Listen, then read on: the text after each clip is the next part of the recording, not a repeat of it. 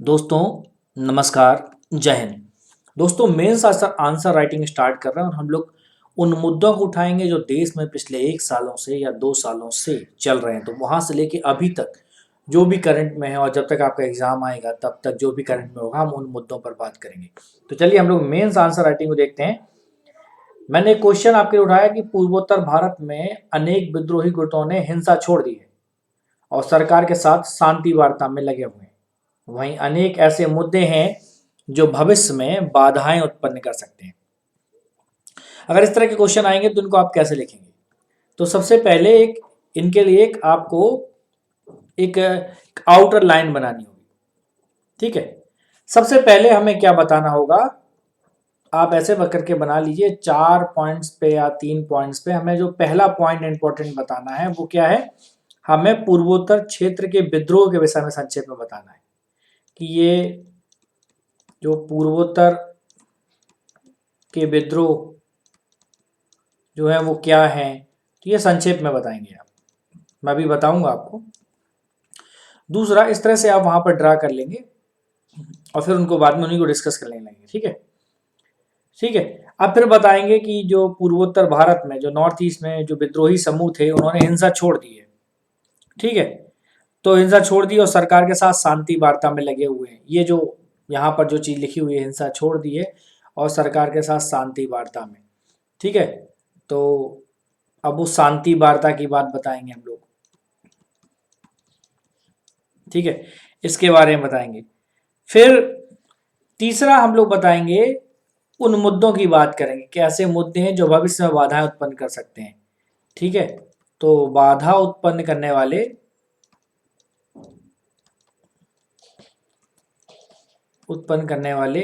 जो वो मुद्दे हैं, वो मुद्दे कौन कौन सा उनको उठाएंगे। और ठीक है, फिर बाद में आप एक निष्कर्ष टाइप का कुछ बता देंगे। ठीक है, तो इन 4 चीजों से बात करेंगे। चलिए हम लोग पहला पॉइंट डिस्कस करते हैं, पूर्वोत्तर के विद्रोह आखिर वो क्या है। ठीक है, जब भी इस तरह का क्वेश्चन आएगा तो बहुत कूल रहना है। तो जितने भी ये एथेनिक इंसर्जेंसी कहते हैं, आप इनको कह सकते हो निर्जातीय विद्रोह थे। ठीक है, अब जो पूर्वोत्तर में विद्रोह थे क्या, तो मोस्टली क्या है बेटा, ये निर्जातीय विद्रोह है।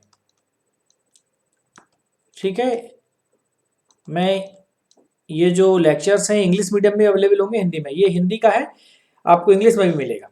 तो निर्जातीय विद्रोह कौन से होते हैं, एथनिक इंसर्जेंसी कहते हैं इनको। ठीक है, ये सबसे महत्वपूर्ण चुनौती है। विद्रोह क्या है, ये सबसे महत्वपूर्ण चुनौती है, पहली चीज। ठीक है, जिनका भारत ने पूर्वोत्तर क्षेत्र में सामना किया है। जैसे आप बात कर सकते हो कि ईयर 1956 में नागा विद्रोह जो शुरू हुए थे, तो वो, ठीक है, यहां से उत्पन्न हुए और ये अपनी विशिष्ट पहचान और राजनीतिक आकांक्षाओं को पूरा करने के लिए था। ये क्यों था, ये विशिष्ट पहचान बनाना चाहते थे उस क्षेत्र की, विशिष्ट पहचान और राजनीतिक आकांक्षाओं को पूरा करने के लिए। ठीक है, इसलिए था। अब इसी में मेइती आए थे, मिजो आए थे, त्रिपुरी आए थे। इसी में मेइती मिलेंगे आपको, मिजो हैं। तो ये अन्य समूह भी अब विद्रोह करने लगे। तो यहां पर अगर आप इंट्रोडक्शन में बता देंगे कि मेइती हैं, इसके बाद नागा के बाद मिजो है ना, ये भी एक ट्राइब है। फिर त्रिपुरा में जो त्रिपुरी समूह था उन्होंने विद्रोह करना शुरू किया। फिर असम में भी विद्रोह हो गया। ठीक है, तो आप इन सब विद्रोह के विभिन्न, ये निर्जातीय विद्रोह है, ये सभी निर्जातीय विद्रोह हैं। ठीक है, ये सब अपनी एथनिक पहचान बनाने के लिए उन्होंने विद्रोह किया। ठीक है, लेकिन आप देखें कि जो मेइती विद्रोहियों को छोड़ दें तो इस क्षेत्र के लगभग सभी प्रमुख समूहों ने पिछले कुछ वर्षों में संघ या राज्य सरकारों के साथ संघर्ष विराम समझौते किए हैं। ठीक है, सिर्फ अगर हम एक को छोड़ दें, कौन से? मेइती। आप इनको छोड़ दें, बाकी ये जितने भी हैं इन सभी ने क्या किए हैं? सरकारों के साथ संघर्ष विराम समझौता किया है। ठीक है, अब चलिए इन समझौतों को अगर बात करेंगे, आखिर ऐसा क्या था कि उन्होंने समझौता किया है, या इसको कह सकते हो आप सस्पेंशन ऑफ ऑपरेशन की भी इसको कहते हैं। इसको आप SOO करके लिखाओ तो सस्पेंशन ऑफ ऑपरेशन है इसका मतलब। ठीक है, अब कुछ समझते हैं, जैसे बोडो समझौता। अब हमने यहां पर बात की थी वो समझौते कौन कौन से हैं जो शांति विराम वाले, तो आप अब समझ लीजिए बोडो समझौता। इसको साफ कर देता हूं मैं, नहीं गलत लिख गया। बोडो समझौता, अब ये समझौता क्या था, चलिए समझिए। बोडो समझौता क्या था कि असम राज्य है और वहां पर है national democratic front of Bodoland, इनके मध्य एक त्रिपक्षीय समझौते पर हस्ताक्षर किए गए। ठीक है, अब ये त्रिपक्षीय कैसे हैं? एक तरफ है असम, एक तरफ है केंद्र, और तीसरी तरफ क्या है? National democratic front of Bodoland, national democratic front of Bodoland. ठीक है, तो इनके बीच वो समझौता हुआ। ठीक है, ये त्रिपक्षीय समझौता है एक प्रकार का। ठीक है, इन्होंने किए, और क्या हुआ कि 2020 में बोडो संगठनों को, जो सशस्त्र संगठन थे, वो पूर्णतः समाप्त हो गए। 2020 में जो सशस्त्र संगठन वो पूर्णतः समाप्त हो गए। ठीक है, बोडो के, तो ये समझौता हुआ। इसी क्रम में अगर आप देखें तो असम में उग्रवादी संगठनों ने आत्मसमर्पण कर दिया। असम में आत्मसमर्पण, अब आप कहेंगे ये कौन सा मुद्दा था? ठीक है, यहां पर क्या हुआ कि 8 उग्रवादी संगठनों ने के 600 से अधिक उग्रवादियों ने क्या किया था? हाल ही में असम में आत्मसमर्पण कर दिया। यहां पर 8 संगठन थे,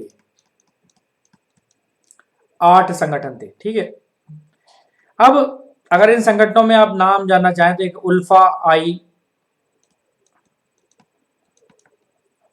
समझ सकते हो। आई का मतलब इंडिपेंडेंट, मतलब उल्फा को अगर देखें तो क्या हो जाएगा? United liberation front of Assam independent. ठीक है, दूसरा था कामतापुर लिबरलाइजेशन ऑर्गेनाइजेशन, इसको हम लोग KLO बोलते हैं। ठीक है, और एक बड़ा इंपॉर्टेंट फ्रंट था जिसको हम लोग जानते हैं RNLF नाम से, इसको बोलते हैं राफा नेशनल लिबरेशन फ्रंट। तो इस तरह की चीजें हैं, आपको अपने आंसर में डालनी होंगी। ठीक है, जो हिंदी मीडियम में गलती कर जाते हैं तो वहां पर इन चीजों से बचना है। ठीक है, इसके बाद नागा शांति समझौता आपको याद रखना है। नागा शांति समझौता, वैसे तो ये 2015 में हुआ था। ठीक है, और ये लोग ग्रेटर नागालैंड की मांग कर रहे थे। ये सब मांग क्या कर रहे थे? ये कह रहे थे ग्रेटर एक एरिया है, उसको हम क्या बनाएं? नागालैंड में ग्रेटर नागालैंड बनाएंगे।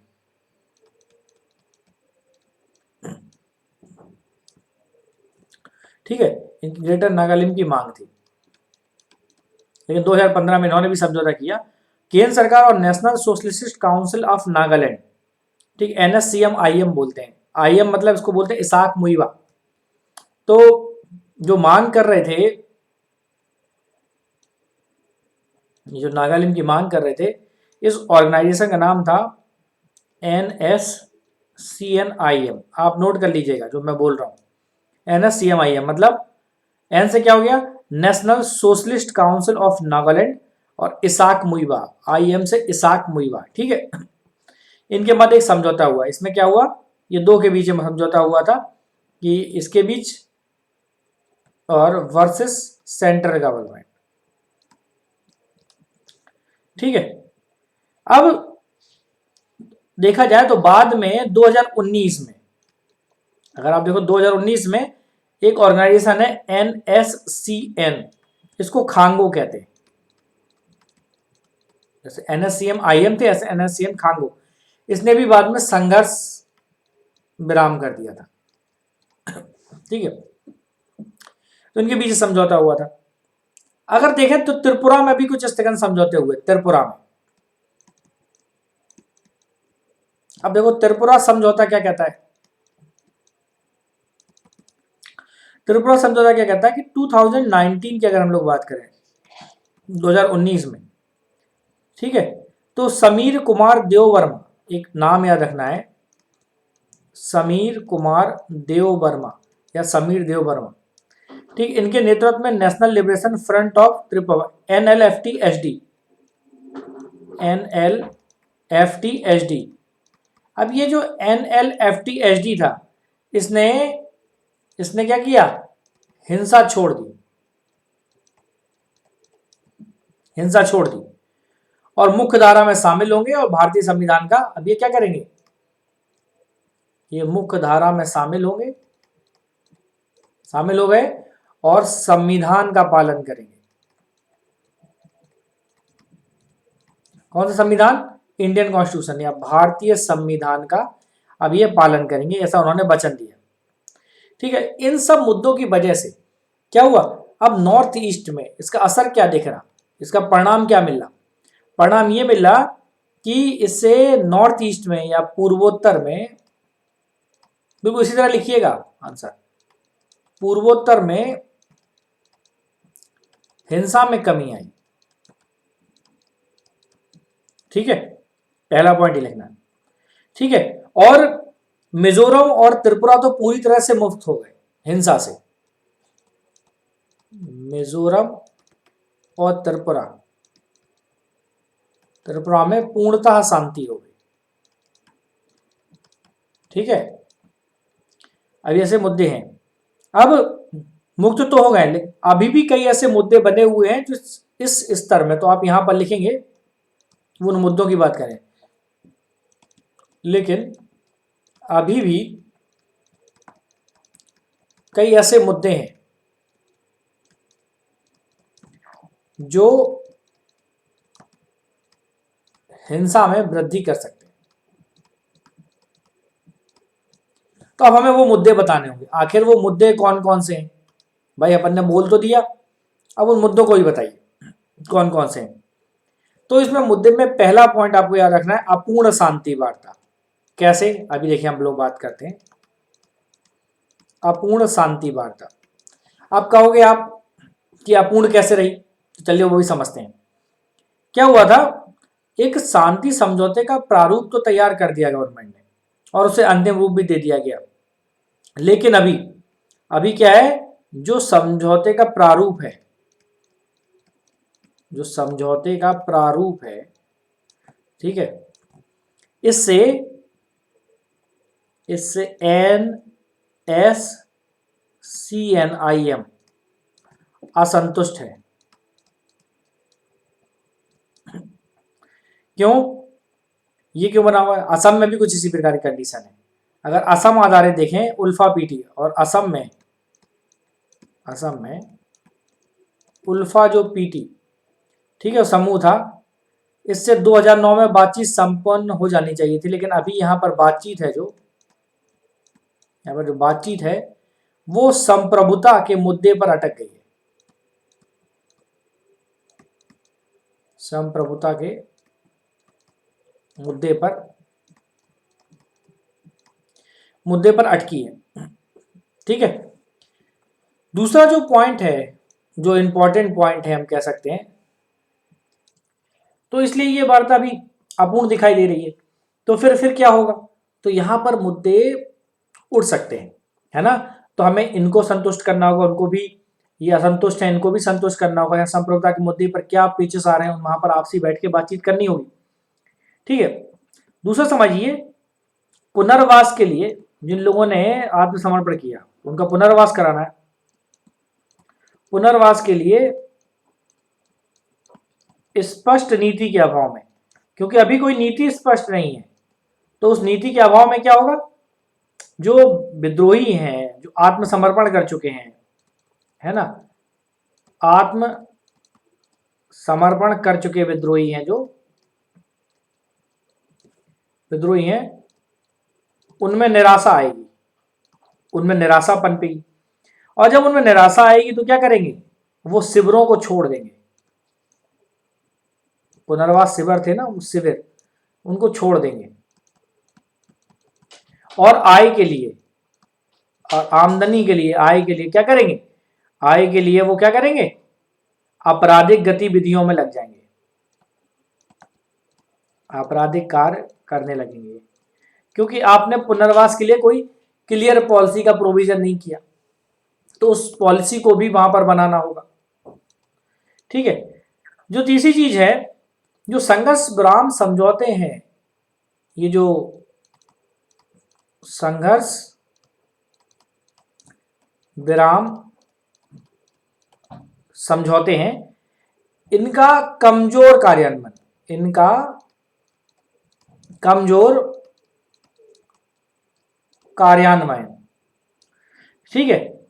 अब इनका कार्यान्वयन कमजोर हो रहा है, सही से लागू नहीं हो रही हैं, ठीक है। तो इससे क्या होगा, इससे क्षेत्र में नियंत्रण, इससे क्या होगा, क्षेत्र में नियंत्रण को लेकर मतभेद उभरेंगे, मतभेद बढ़ेंगे। ये जो एरो लगाया मैंने, इसका मतलब है मतभेद क्या हो जाएंगे, इससे बढ़ जाएंगे। और जब मतभेद बढ़ जाएंगे तो क्या हो जाएगा, ऐसे एग्जाम्पल देख सकते हैं, तो फिर संघर्ष फिर शुरू हो सकता है। तो यहां से क्या हो जाएगा, संघर्ष शुरू हो सकता है। एग्जाम्पल मैं आपको बता देता हूं, ऐसा एक बार हुआ है। आप आईएम को समझ लीजिए, एक संगठन था, हमने बात की थी आपको, NSCNIM, ठीक है। 2015 के बाद से ये कई बार, 2015 के बाद से ये कई बार शांति समझौते का उल्लंघन कर चुका है, ये कई बार शांति समझौतों का उल्लंघन कर चुका है, ठीक है। इसके अलावा जो भारतीय सीमाओं से परे विद्रोही संस्कृति है, जैसे अगर हम लोग बात करें उल्फा वन की बात करें हम लोग, या मेइती के कुछ समूह हैं, मेइती अलगाववादी संगठन, ये लोग अभी म्यांमार के अलग हिस्सों में छुपे हुए हैं, म्यांमार, ठीक है, छुपे हुए हैं। उल्फा वन में जो परेश बरुआ थे, अगर उनकी बात करें तो जो ये परेश बरुआ थे, ठीक है, ये चीन में है। तो जाहिर सी बात है, चीन में वहां बैठ के कुछ घूमने तो गए नहीं है, टूरिज्म के लिए तो नहीं गए, तो वो भारत के खिलाफ वहां से षड्यंत्र कर सकते हैं, है ना। तो ये भारत के खिलाफ, है ना, षड्यंत्र कर सकते हैं, भारत के खिलाफ कोई गतिविधियों को अंजाम दे सकते हैं। इसके अलावा अभी हाल ही में सीएए विरोधी आंदोलन भी उठा था, जो वहां पर भी चल रहा है नॉर्थ ईस्ट में, सीएई विरोधी आंदोलन। अब अगर सीएई विरोधी आंदोलन को देखें तो असम के गैर अनुसूचित क्षेत्रों में ये मुद्दा असम में ज्यादा गरमाया था, ठीक है। तो असम में अगर आप देखो तो इसके कार्यान्वयन में केंद्र सरकार के विरुद्ध असंतोष उत्पन्न हुआ था, इसलिए इसकी वजह से वहां पर असंतोष शुरू हुआ असम में, जिस कारण विद्रोहियों द्वारा युवाओं को लामबंद करा गया और भर्ती करने का कार्य किया जा रहा, ठीक है। जैसे NLFT को एग्जाम्पल ले लो, ठीक है। ये NLFT त्रिपुरा की उस पर बात करता है। NLFT कहता है कि ये जो CAA है, ये CAA, ये त्रिपुरा की संप्रभुता पर हमला है। ये कहता है त्रिपुरा की संप्रभुता पर हमला है। तो ये वो मुद्दे हैं। तो इन मुद्दों को हल करने के लिए सरकार को, अब जो निष्कर्ष की हमने जो बात की थी ना, आपको आप हेडिंग नहीं डालेंगे वहां, मैं आपके हेडिंग डाल रहा हूं, निष्कर्ष। तो क्या है, तो इन मुद्दों को या उपयुक्त मुद्दों को जो हमने बात की है, ठीक है, तो इन मुद्दों को हल करने के लिए सरकार को सक्रिय कदम उठाने होंगे। सक्रिय उठाए हुए, इसलिए तो सरकार को अधिक सक्रिय होना होगा, अधिक सक्रिय कदम उठाने होंगे। ठीक है, तो सीए जैसे मुद्दों को सुलझाना होगा। ठीक है, सीमा प्रबंधन की आवश्यकता होगी। सही से जो सीमा की मुद्दा है, सीमा प्रबंधन करना होगा सही से। ठीक है, और ये जो विद्रोहियों से दोबारा बात करनी होगी, विद्रोही समूहों को भरोसे में लाना, ये करना होगा। इसके अलावा जो पुनर्वास की स्कीम है ना, जो पुनर्वास योजना है, योजना को सही तरीके से लागू करना,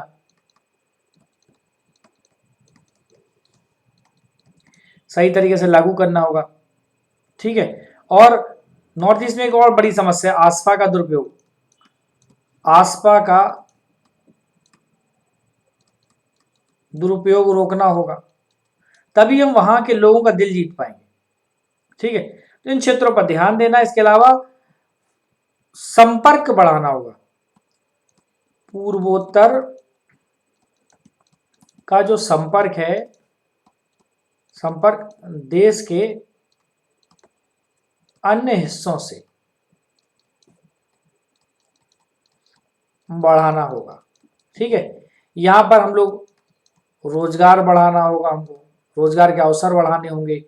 ठीक है, स्वरोजगार के अवसर, स्वरोजगार के लिए प्रोत्साहन, स्वरोजगार को प्रोत्साहन दे दो, बैंकों से लोन दिला दो ताकि लोग अपना बिजनेस वगैरह कर सकें। ठीक है, गरीबी कम करने पर फोकस करना होगा, सरकारी योजनाओं को, है ना, सरकारी योजनाओं को सही तरीके से लागू करना। तो ये सब चीजें हैं जिनसे हम नॉर्थ ईस्ट में ये जो शांति वार्ता चली, अधिकांश जो विद्रोही समूह है उसको असंतुष्ट होने से रोक सकते हैं, और फिर दोबारा ये जो शांति वार्ता है ये फिर हिंसक ना हो जाए, यहाँ पर हिंसा फिर शुरू हो जाए, तो इस प्रकार से उसको रोका जा सकता है। तो उम्मीद करता हूँ इस तरह के क्वेश्चंस को इस तरह से लिखेंगे, आप समझ गए होंगे कि हिंदी मीडियम वाले बच्चे कुछ इन चीज़ों को मिस कर देते हैं। ये बहुत जरूरी है, इंपॉर्टेंट है, कुछ कुछ तरह से आपको देखना होगा। ओके।